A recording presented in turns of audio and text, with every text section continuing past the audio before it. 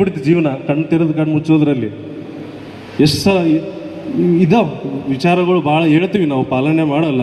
ಸ್ವತಃ ನನ್ನ ಇಟ್ಕೊಂಡು ಕಾಲ ಮಿತಿ ಸಮಾಜದ ಒಂದು ಒತ್ತಡಗಳಿಂದ ಈಗಾಗುತ್ತಾ. ಇನ್ನು ಮಾತಾಡೋರು ಇದ್ದಾರೆ, ಇಲ್ಲಿಗೆ ಮುಗಿಸ್ತೇನೆ ನಾನು. ಇನ್ಮೇಲಾದರೂ ಸ್ವಲ್ಪ ಎಚ್ಚೆತ್ತುಕೊಳ್ಳೋಣ.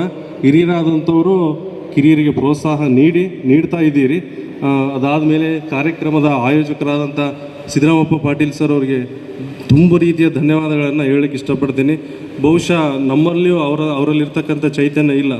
ನಾನು ಅವರನ್ನು ಸುಮಾರು ಒಂದು 10-15 ವರ್ಷದಿಂದ ನೋಡ್ತಿದ್ದೇನೆ. ಯಾವಾಗಲೂ ತಿರುಗಾಡ್ತಾನೆ ಇರ್ತಾರೆ ಬಸವ ಧರ್ಮದ ಪ್ರಚಾರಕ್ಕಾಗಿ. ಆ ಹುಮ್ಮಸ್ಸು ನಮ್ಮಲ್ಲೂ ಬರಲಿ, ನಿಮ್ಮ ಆಶೀರ್ವಾದ ನಮ್ಮ ಮೇಲೂ ಇರಲಿ. ಇನ್ನೂ ಹೆಚ್ಚಿನ ಕೆಲಸಗಳನ್ನು ಬರೀ ಭಾಷಣಗಳಲ್ಲದೆ ಆಚರಣೆಗೆ ತರುವಂಥ ಶಕ್ತಿ ಸಹ ಇಲ್ಲಿರ್ತಕ್ಕಂಥ ಎಲ್ಲ ಹಿರಿಯರು ನಮಗೆ ನೀಡಬೇಕು. ಪುರೋಹಿತ ಶಾಹಿಯನ್ನು ಹೊಡೆದೋಡಿಸೋಣ, ಮೊದಲು ಅದು ಮಾಡಬೇಕು. ಆಯಿತಾ? ಇಷ್ಟು ಹೇಳಿ ನನ್ನ ಮಾತನ್ನು ಮುಗಿಸ್ತಾ ಇದ್ದೇನೆ. ಎಲ್ರಿಗೂ ಧನ್ಯವಾದಗಳು.